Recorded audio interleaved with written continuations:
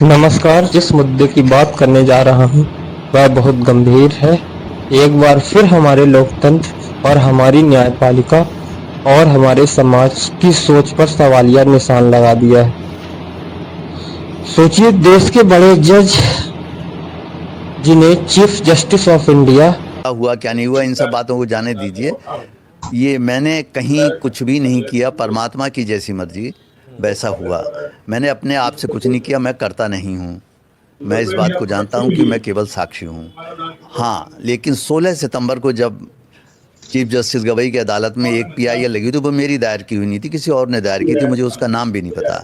उन्होंने पीआईएल दायर की थी कि भाई खजुराहो एमपी में, मैं भी वहाँ 3-4 दफ़े उस जगह जा चुका हूँ, वहाँ पर एक मूर्ति है 7 फुट की विष्णु भगवान की, जिसको आक्रमणकारियों ने, आक्रांताओं ने, जिन्होंने हिंदुस्तान पे कई बार आक्रमण किया, आप सब जानते हैं कौन थे वो, उन्होंने ज़्यादातर मंदिरों की मूर्तियाँ, ये खजुराहो ही नहीं, पूरे हिंदुस्तान की बहुत सी मूर्तियाँ आप देखेंगे तो मंदिरों को उन्होंने खंडित किया, अपवित्र किया।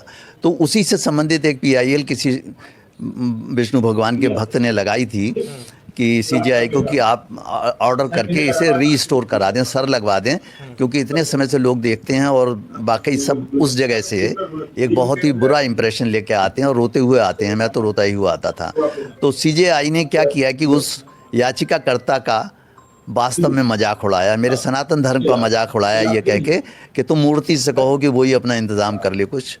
तुम इतने बड़े भक्त हो विष्णु के, तो तुम वहाँ जाके मेडिटेट करो, प्रेयर करो, वही अपना इंतजाम खुद कर लें। इतना ही नहीं, अन्याय ये किया इतनी बड़ी पद पे बैठ के कि उसको बेचारे याचिकाकर्ता की याचिका भी खारिज कर। बड़े जज जिन्हें चीफ जस्टिस ऑफ इंडिया कहा जाता है, उन पर कोई शख्स भरे कोर्ट में जूता लेकर दौड़ता है। क्यों? सिर्फ इसलिए क्योंकि उन्होंने हिंदू धार्मिक भावनाओं के अनुरूप फैसला नहीं सुनाया। अब सवाल है, क्या न्यायपालिका किसी धर्म, जाति, संप्रदाय या राजनीतिक विचारधारा की बंधक हो सकती है? दोस्तों, ये कोई छोटी घटना नहीं है।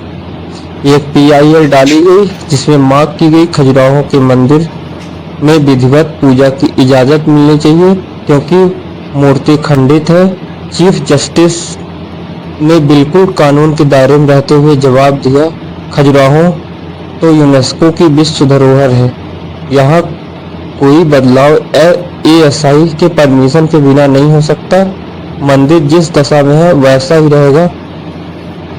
भक्त दूसरा मंदिर चुन सकते हैं, लेकिन जिसके इरादे ही संविधान तोड़ने के हैं, उसको भला ये सब कहाँ समझ में आता है।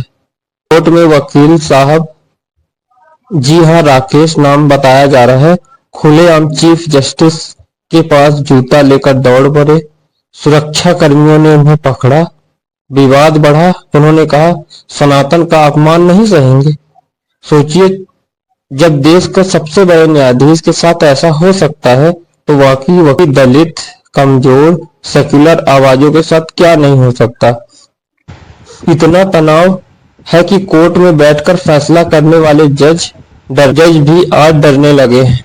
और इन्हीं वजह से पहले के कुछ जज, जैसे कि चंद्रचूड़ साहब, इन ताकत समूहों के आगे झुकाव भी दिखा चुके हैं। कभी पूजा में तो कभी किसी आयोजन में।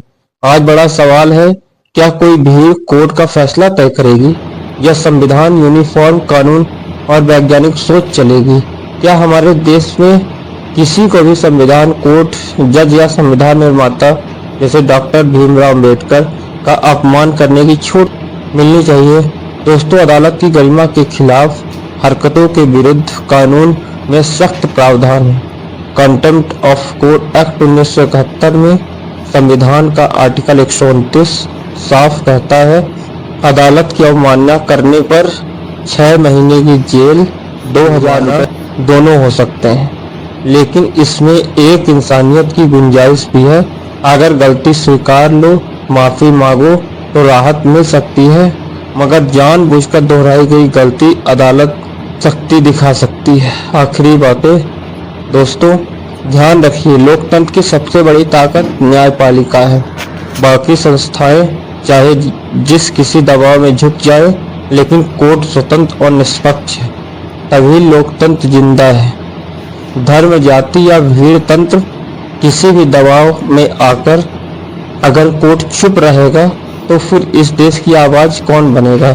अगर सच्चाई सुनना पसंद है तो आप सपोर्ट करना चाहते हैं लोकतंत्र और संविधान न्याय को, तो लाइक, कमेंट और सब्सक्राइब जरूर करें। राम राम, सलाम, जय हिंद।